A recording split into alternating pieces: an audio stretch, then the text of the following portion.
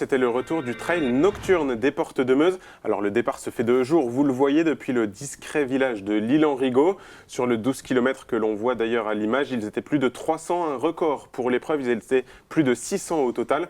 Alors rapidement, la lumière du soleil diminue et puis les lampes frontales font leur apparition dans la forêt. 31 ou 12 km ainsi que des courses enfants étaient au programme.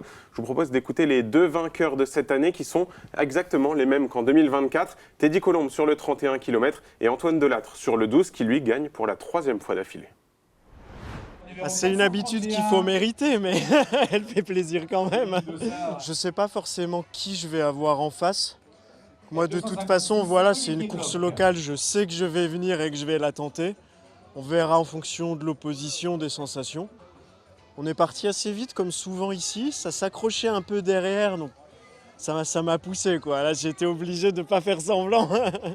J'ai voulu gérer sur la deuxième partie, donc j'ai pris de l'avance en fait sur le plat pour gérer après dans les difficultés.